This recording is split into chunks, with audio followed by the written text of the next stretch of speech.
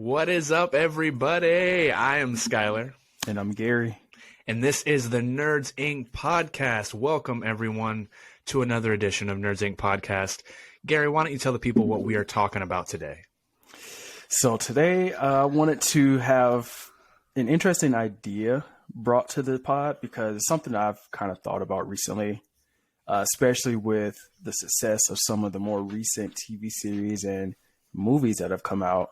But I wanted to talk about video game adaptations and why it's so hard for so many of them to succeed. We look at shows like The Last of Us. We look at movies like Sonic and Mario. And those are deemed relatively successful. But then you have others like Agent 47, Hitman, or Warcraft, or the Assassin's Creed movies, and it's like those don't necessarily pan out as well. I kind of wanted to have a discussion about that and get your thoughts. Yes. So today we are talking about why it's so hard for video games to be adapted to film, whether that's TV or movies. And Gary, like you were talking about, I think we've seen a really wide variety for many decades now of attempted adaptions. Mm-hmm. A lot of them have been tried to adapt it to film. You go all the way back to the 90s with the original Super Mario Brothers, with John Leguizamo as Luigi, taking it back. And, a lot of those movies were panned by critics, right? And by audiences alike. To some people, you might look at them as a cult following because maybe it's something you grew up with. But by and large, we have seen that these adaptions are not faithful to the source material of the games. And so that's what we're here to talk about is why is it so challenging, and kind of maybe some of those more recent examples of studios that are actually doing it right. Right. And I think with this conversation, it does really beg for us to really dive deep into like what works and what doesn't work with video games going to live action, whether it be TV or movies, because like we mentioned, The Last of Us is a TV series that works really well and is extremely faithful to the source material. But yeah, I definitely want to jump into this even further and get some of your thoughts on it. Yeah, absolutely. So, the first just kind of like basic examples, I'm sure our listeners can kind of piece together a few that might be notable, but, some more recent examples, of course, we do have The Last of Us. We have, the Sonic the Hedgehog 1 and 2 has been made. There's been some anime adaptions that have come out like on Netflix, like I think of like Castlevania. Yeah. Which I believe had 4 seasons, which is really neat. We've had a few other kind of examples here. Most recently, there's also been an Angry Birds movie. There's been the Tomb Raider movies, Max Payne with Mark Wahlberg, Detective Pikachu. So there's all kinds of these adaptions. And I think just kind of get the ball rolling here, we'll go ahead and first talk about some of those poor performing adaption examples for both TV and film. Gary, do you have any that you want to bring up? Honestly, the first one that comes to mind for me when it comes to poor performing is really two. But the first one really is Uncharted. That movie had been in development for 10 years before it got made, and the fans for years were clamoring Nick Fillion as Nathan Drake. He was like the perfect choice, and I think there was like a fan made video of it that was posted to YouTube at least 5 or 7 years before the actual movie came out. They finally went into development with it, and they cast Tom Holland for Nathan Drake, which in and of itself isn't necessarily a bad casting choice, but he didn't embody Nathan Drake from the game, and that's what really hurt the film. And then I'm probably in the minority here because I don't like Mark Wahlberg, but he was a terrible choice for Sully. They really should have chosen someone better.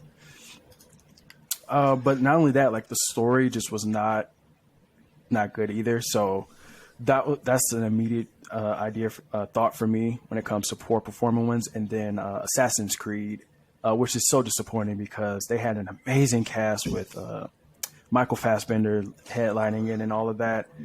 And the Assassin's Creed video games have such deep lore. So for that to really fall flat on its face was a real disappointment to me. Yeah. No, and I'm glad that you brought up Uncharted, because I was a big fan of the games. I had all of them, played them all. Me too. And yeah, I think I can kind of see what they were going with. They were trying to have like a young Nate, from like Uncharted 3 when they do like a lot of those flashback scenes. But it just felt... It didn't feel authentic. Like they were trying to kind of tell their own story. They were trying to blend multiple games together into one. And yeah, it kind of fell flat. And I think that's what we're kind of seeing across the board as we kind of continue to talk about some of the poor performing examples, is that a lot of them, they try to cram multiple games into one. And I think that by doing that, it makes a very convoluted story.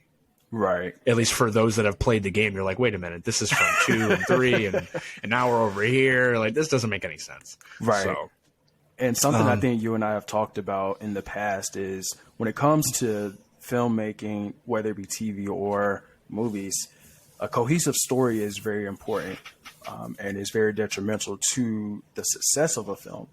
And so if you're someone who doesn't play the video games but just loves going to see a good movie, and you go see Uncharted, where they literally pull from 2, 3, and 4, I believe, to try to fit into one story, you can tell it's convoluted. You can tell it's too packed, and you don't have to have played the games to see that. And that's something that I think a lot of studios aren't seeing. Exactly. If I'm kind of thinking just like off the top of my head, some movies that really stuck out to me that were really poor adaptions, the number one that comes to mind for me is The Prince of Persia. So I grew up with PlayStation, for those that don't know, PS1 all the way to now PS5. So I was a really big Prince of Persia guy on PS2. It was a really like cool story, I thought, to be able to kind of like reverse time, like was kind of like the theme of the story, and just how big some of the set pieces got as the games went along. So to see Prince of Persia adapted with Jake Gyllenhaal playing the prince, keep in mind he's supposed to be the Prince of Persia, right? Which is now which Persia is now modern day Iran. So, it didn't really fit, like just kind of another example of Hollywood whitewashing a little bit. Aside from casting choices, because I do enjoy Jake Gyllenhaal and pretty much everything he's in. And so, of course, I saw this movie and I kind of went in with an open mind. And, for the year that it came out, I guess it fit kind of the Hollywood standard at the time, unfortunately. But, it had some really good like emotional moments that the game had, but like by and large, it's like, oh, let's take this cool flip from the game and let's add some of the combat play from the game. And, though there's like nods to the game in that sense, but like by and large, like it felt really kind of soulless, like the Assassin's Creed movie, where it's like, you can tell they were trying really hard, and maybe they even had some people from the games to help. Cause I know a lot of the times they'll consult with them, but they'll try to add like one cool fight from the game, or they'll try to add one cool boss from the game instead of like building a good story around it and actually bringing in writers to tell either a new story or a faithful adaptation of the actual game itself. Exactly. You're trying to do too much. You're trying to throw in, and like, so another example I have is Resident Evil with Mila Jovovich. Those movies went a completely different direction than the games. I grew up with the original Resident Evils, and like you could tell, like after the first one I thought was like really kind of cool and gritty and dark, and they were doing their own thing. Second one was interesting, I guess. They brought in kind of one of the big villains from the game. But then after that, it was just like Mila Jovovich, cool slow motion backflip shots with like 2 machine guns in each hand. And it became almost like what Fast and Furious is becoming now. And that's just like shoot 'em up, right? It's just a shoot 'em up movie. Bop, bop, bop, like that's all it became. So, some of these adaptions, they kind of take their own liberties and they try to go one way. And I think sometimes they take it a little bit too far. But I don't know. What are your thoughts? No, I agree with that. And I love the fact that you brought up Resident Evil, because I never really watched those movies nor played the games, but I know exactly what you're talking about because I've seen the clips, and I think one of the biggest things about certain movies that they try to adapt for video games, and we're going to definitely talk about this when we talk about the better performing ones. But when you just, like you mentioned, take just one thing that the game is slightly known for, I think, for example, the Assassin's Creed games, they're known for just different time periods. They're known for great action.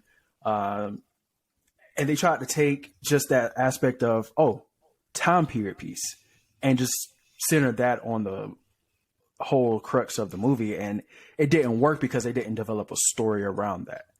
And so that aspect of it is the biggest thing that, to me, that I've seen when it comes to poor performing video game adaptations is they'll take just that one aspect, but they'll take a character and they don't give that character the heart that they had in the movie or in the video game.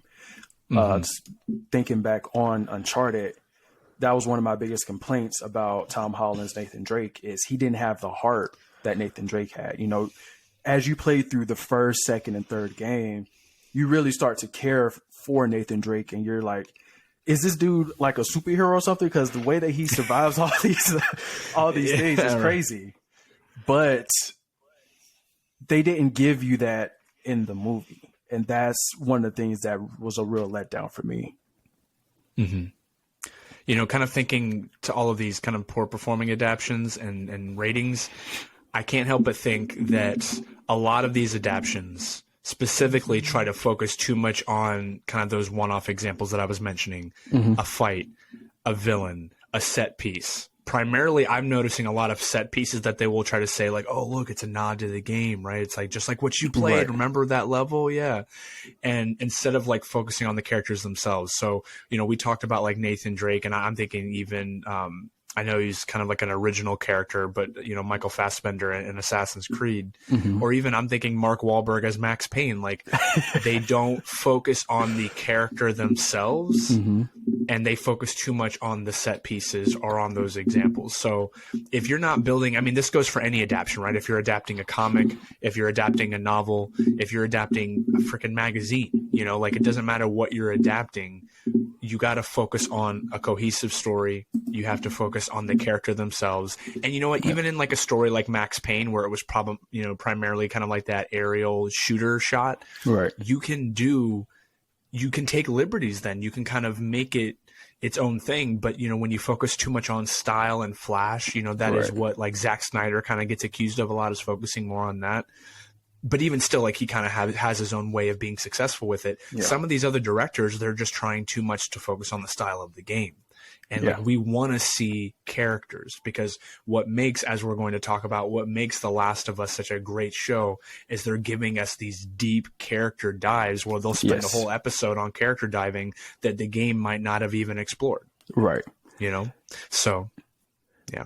Yeah, and I actually want to go ahead and just jump into the good video game adaptations, because please, I think of Sonic the Hedgehog and how when it first was announced that they were doing a Sonic the Hedgehog movie, and they came out with the first iteration of what Sonic was going to look like, everyone was just in an uproar. And it's like one of the most infamous stories of all time on how literally us fans bully a studio into going and pivoting for the better. And you know, more studios need to take note of, hey, if the fans are saying this and they're like looking like this, most likely you need to listen to them. Not all the time, though, because sometimes fans are crazy.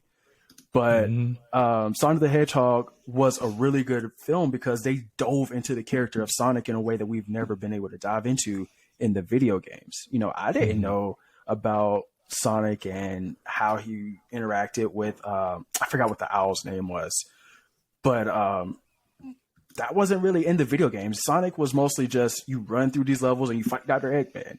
Even in the animated TV series that they made that I absolutely loved back in the early 2000s, that was pretty much it. You know, it was about him getting the Chaos Emeralds and getting his friends and family back home. The film took that to a whole different level, and it made me care about not just Sonic, but also, you know, the side characters as well. And then they came out with the sequel, and they, honestly, in my opinion, they matched it. You know, the sequel wasn't better, but it was just as good, in my opinion. And that's something that when it comes to adapting video games, that studios, in my opinion, need to really take note of, especially when it comes to characters like Sonic. And I'm going to go see Mario next weekend. Hopefully I can say the same thing for Mario. It's been getting good reviews so far. So yeah, as at the time of this recording, Gary, you and I have not seen the Mario movie, but I know we had our reservations at first with Chris Pratt doing his thing, but we'll see. I will save my judgment for after I see it. Same. Yeah, no, I think of like there's been some amazing adaptions. Of course, you know, most recently you and I have kind of watched The Last of Us, and I just think of how perfect the casting of Pedro Pascal was, and Bella Ramsey for Joel and Ellie, and just, I mean, we're gonna do a whole separate pod on reviewing it, so that is to come. But really, they took liberties with it, and I love that they had the original show, game creator, the original writer. Yes, I love that. Kind of come on to work on it, and also, fun fact, he also helped develop Uncharted 4, which was really cool. And then he got to do, The Last of Us. So it was just really neat that you had a creator that they, HBO gave, all of the control to, and then he really got to help with and work in partnership with the showrunner, who they got from, I believe, the show Chernobyl. So when you have a good team, you have good writers, you have good producers that genuinely care about the source material, you get an episode like we saw in episode 3. Of season 1, which was like a complete departure from the game, because in the game it's only like a mention. And I think that's what we need. Like, we need adaptions. Like, when I think of Sonic, I think of the fact that like Sonic is literally just a spinning blue ball that runs and connects, collects all these like tokens, so how do you make that fun? Well, Sonic doesn't take himself too seriously, and he's cracking wise jokes and stuff the whole movie, and it makes it fun and enjoyable, especially for kids, Exactly. And I think you have to know your audience. That's what makes these adaptions successful, is know your audience. The Last of Us knew their audience, and they knew we have a platform like HBO that does deep character dives, and they're known for their character-driven stories. Let's focus on that. Sonic is focused on the fun. Let's not take ourselves too seriously. You're a animated hedgehog in a live action world. Like it's just, you got to know your audience. I can also kind of think of more recently, and this might be a bit of a controversial take, but I appreciated it for its combat.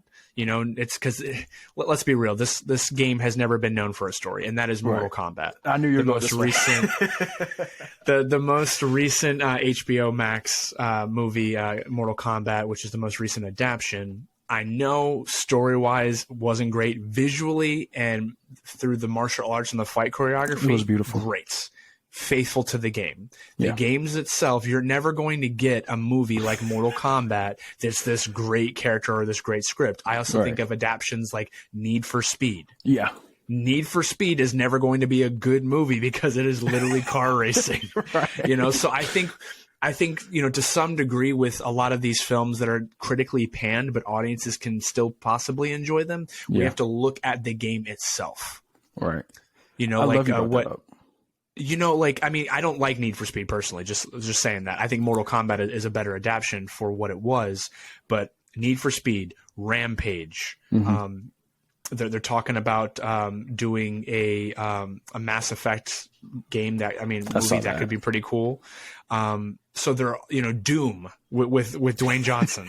You know what I'm saying? Like, there's all these examples of like, you can't really expect too much out of them, but at the same time, if you're going to adapt it, at least try to give us something.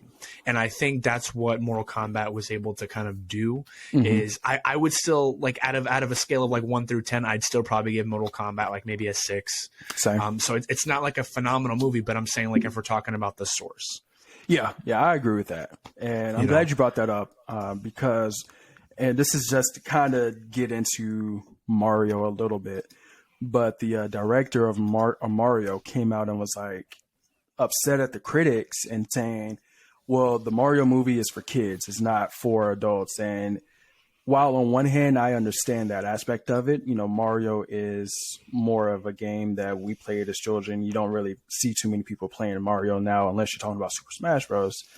But on the same token, like, we grew up playing these games. And so to the point of you talking about hey, you got to know your audience. Like with The Last of Us, most of us were probably teenagers, maybe early 20s, when Last of Us was first coming out, and then Last of Us 2 came out a few years ago. And so they knew, like, okay, these are the type of people that are going to like this. And so we can dive into character. But then you look at Sonic, how most of us were probably in diapers when Sonic the Hedgehog came out. And they adapted it. And you don't have to be a kid to love the Sonic movie. You can be an adult and love it. And it just goes to, like we mentioned before, knowing the source material, knowing the character and the game that you're trying to do an adaptation of.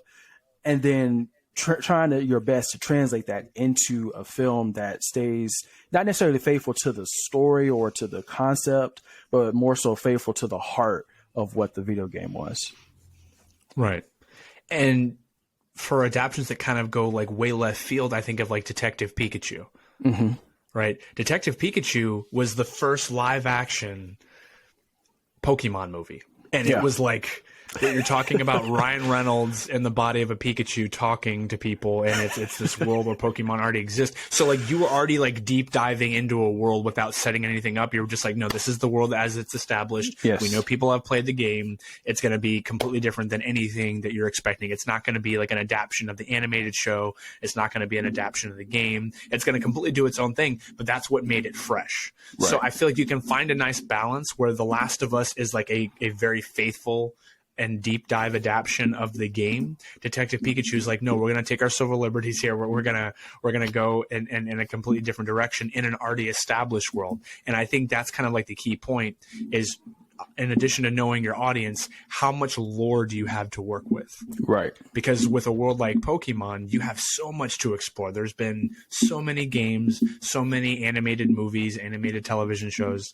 that you have a lot to pull from. Mm-hmm. So I really think there's a fine line of like knowing your characters, knowing kind of the source, but then what can you build off of? And I feel like that's what creates a fresh story, is if you can take the one route of doing the fresh adaptation, or you can do an adaptation that is like exploring this in-depth world that we already know as fans. You're not making this movie necessarily for new people. You're making it for the fans. Exactly. And that's one thing that I really love about The Last of Us. And I can't wait till we do our review of this show, because the way that they handled this was phenomenal. So I absolutely love that. And I guess the last thing I want to talk about is some upcoming video game adaptations, and maybe just get some of your thoughts, Skyler, on what you think about these. Mm-hmm. Okay. So we saw that Dungeons and Dragons just came out last month. Do you plan on seeing that, or are you going to wait? I'm going to wait till it comes to streaming. That's not a movie that like screams like, I got to see it in theaters, because I'm not like, I'm also just not like a Dungeons and Dragons guy. Like I've never sat down to play it, but it looks interesting. Like I've been hearing good things about it. Same. I've heard some pretty good things about it. It looks pretty interesting. I might wait till it hits streaming as well. There's supposedly a Borderlands video game that's set to come out soon. It just finished filming 2 years ago, so we'll see what happens with that. Did you ever play that game? I did not play that game, and I actually kind of wanted to know your opinion, kind of like a segue off of this. In your opinion, do you think games should be made into shows, into a series, long form, or do you think they also work better as films? That is a really good question. I love that question, actually. Because I feel like that's something that we have to touch on for sure, because we see it, kind of work out with The Witcher, and we've seen it work out with The Last of Us. And, there's other adaptations kind of coming down the pipeline. They're getting ready to do a Fallout show on Amazon. Yeah. So, what are your thoughts on that? I love you brought that up, and I apologize to all our Witcher friends that we did not touch on that. That show is one that I plan on binging soon. But yeah, I think it depends on the material, because you see and I will be honest with you, video games that are more so like that are more RPGs, I think those should be more so TV series, because you get to get that character development. You get to see much more of a cohesive story, and you can kind of flesh it out. Because like we see with The Last of Us, I believe there's only 2 video games for it. But the writers and the directors and all, I think they planned for like maybe 4 seasons of the show. So it's like you can do so much more because not only can you get the original source material and kind of turn that into something for general audiences to enjoy, but then you can kind of add to it. You can expand the lore. Like with The Last of Us, they've expanded so much, like we talked about with episode 3. I think of episode 5 as being just one of the absolute best episodes that they ever made. And yet it's like you also get stuff like Sonic the Hedgehog. You also get there was another one that I liked. I want to say tragic. I'm having a brain freeze. But I think of those type of movies where it's like more action, more adventure type. They fit more so as movies. I would say if it was probably a failure on Uncharted because it does fit in the action adventure genre, but that should have been a TV series. Yeah, I think that would have been much better. We could have got more of exploration. There's so much in there to unpack with it. So I think it really just depends on the story and the characters that you're trying to adapt. What do you think? No, I agree with you. I think, for kind of like the fun, like lighthearted stuff like a Mario, like a Sonic, like if they ever wanted to do a Pac-Man movie, stuff like that, if they do those types of like classic arcade adaptations, I think those can work for like, fun, family-friendly movies. But if we're talking about, Uncharted, if we're talking about The Last of Us, The Witcher, Fallout, they're getting ready to also do a Metal Gear Solid movie. Yes. And I grew up with Metal Gear Solid. I'm a big Metal Gear Solid fan. I'm not so sure about that. Like, even though they've already cast Oscar Isaac as, Snake, which is freaking amazing and really solid casting, I worry that that's going to kind of suffer the same fate as like an Assassin's Creed or Prince of Persia. I would love to see that adapted, for TV. So I think if you have several game adaptations or you have several sequels to a game and you have a lot of story to tell instead of being like Uncharted where they try to truncate like all these different games into one movie.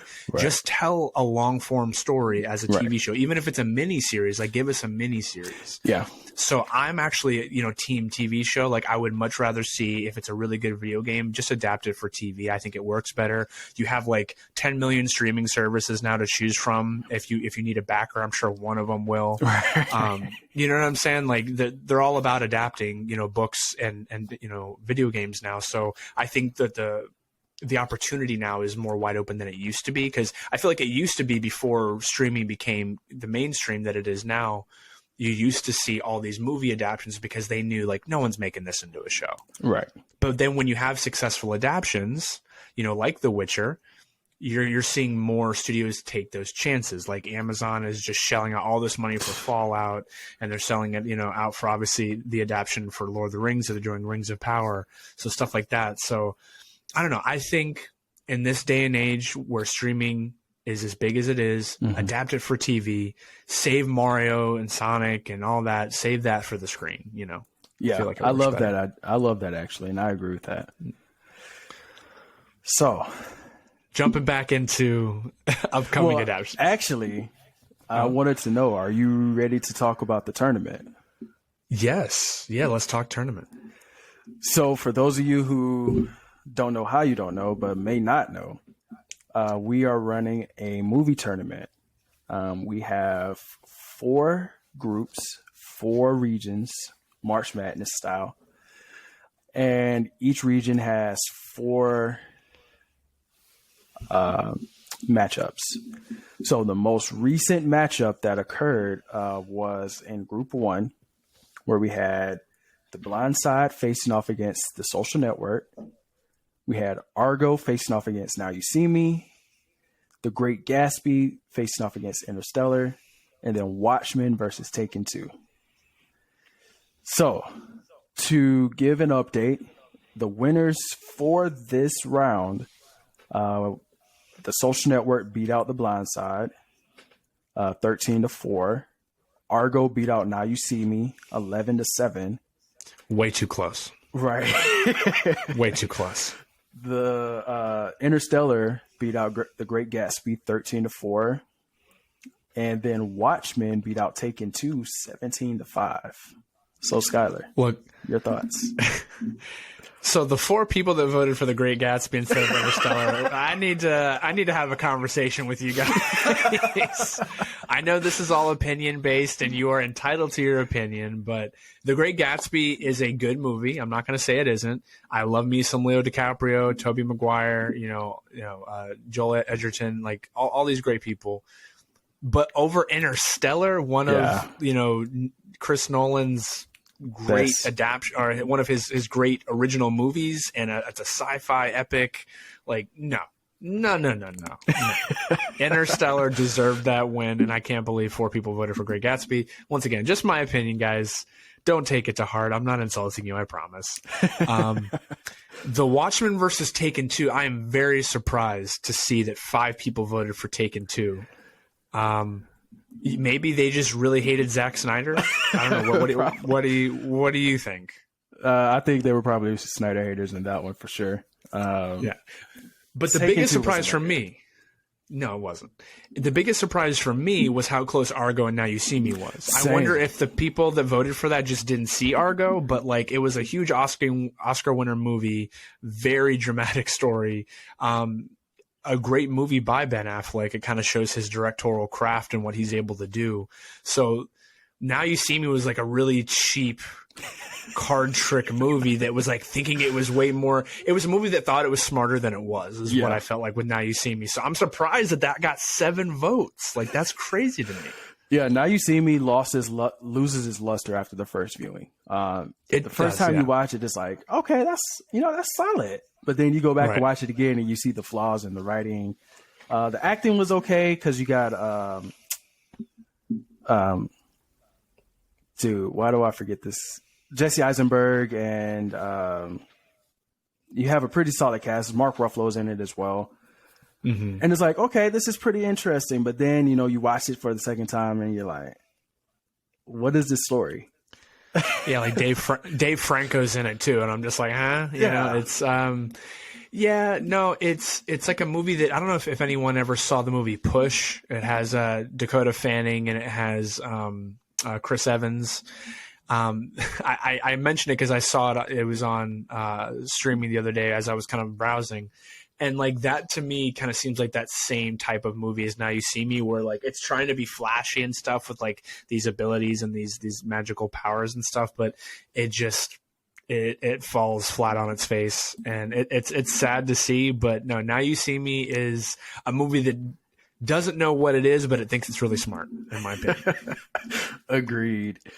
So we got that out the way now. So the quarterfinals for that will be after we finish the rest of the first round for the other groups. So the next round is going to be our musical round. So all the musicals facing off against each other. So we got Mamma Mia facing off against Pitch Perfect, Whiplash facing off against La La Land, The Greatest Showman versus Bohemian Rhapsody. And then we got Step Brothers versus the Tooth Fairy. So this should be a pretty fun matchup. I love that not all of these are musicals either. It's like, we're gonna put Tooth Fairy against Step Brothers, right? But I guess for any of those wondering, because I know we have gotten questions from our fans on social, is that this was randomly generated, yes, right? Like that, Gary and I, we did not choose these matchups. We didn't choose even, the ones that have already made it to the quarterfinals. Gary basically kind of put this in an AI blender, and it came up with these kind of like random assortments of matchups and quarterfinal matchups. So just keep that in mind. Gary and I didn't necessarily choose these. These were randomly generated. It kind of makes it fun and unique. So keep that in mind. Yeah, I wanted to make it more fun, but also wanted to try to mix it up. I wanted to have each group broken up into their own perspective genres, but at the same time, I wanted it to be some fun matchups. So the AI made it interesting because I know I looked at it, I was like, so we already got, Peppermint and the harder they fall in the quarterfinals and Central Intelligence, but not La La Land. What? But it's gonna be fun. I'm definitely excited for it, and I love so far that the people haven't really missed too much, outside of the few where we were like, eh. But overall, the winners have been what was expected. Mm-hmm. Which is good. You guys aren't letting us down too bad. I'm enjoying everyone's kind of differing opinions and stuff, but I'm glad you guys aren't like blowing out some of my favorites. So I appreciate that from a pure bias standpoint. But yeah, if you guys are listening, obviously all of our episodes drop on Tuesdays. The voting for the next round opens on Wednesdays. So just keep that in mind. So if you're listening on a Tuesday or a Wednesday, just go ahead and hop in there, get your vote in. Of course, we do have the link in the show notes. And then the voting will close when? It's closing every Friday. Closes on Friday, right? So voting opens Wednesday, closes Friday, and then we'll be going over it in every recording moving forward. Every episode, we're going to talk about the winners. We're going to talk about the upcoming matchups. So we do think this is going to be a fun thing that we can do kind of once a year, just to kind of gauge people's opinion on their favorite movies. Right. So, Skyler, this has been another fun episode. Any final thoughts? Another fun episode before we close this out? No, just that I'm really looking forward to kind of future video game adaptations, because I feel like studios are starting to kind of learn their lesson. And, for the fun family movies, they're not taking themselves too seriously. And then for the adaptations that are being made into TV shows, it is kind of quite an exciting time. So I know we have a lot of Marvel and DC fans that are listening. Just like it's a really exciting time for comic book adaptations, and it's really the golden age of that, even though there is quote unquote superhero fatigue that people talk about. I feel like we're also seeing kind of the golden age of video game adaptations, and I think studios are taking it more seriously, which is really important. So my final thoughts are I'm really excited, because I think this is really just the best time to be enjoying the media that we grew up with and to see what adaptations come next. Sweet. How about you? No final thoughts from me. You definitely hit the nail on the head with that one. All right. Well, everybody, once again, I'm Skyler. And I'm Gary. And this has been the Nerds Inc. podcast. Don't forget to vote. We'll see you guys next week. Have a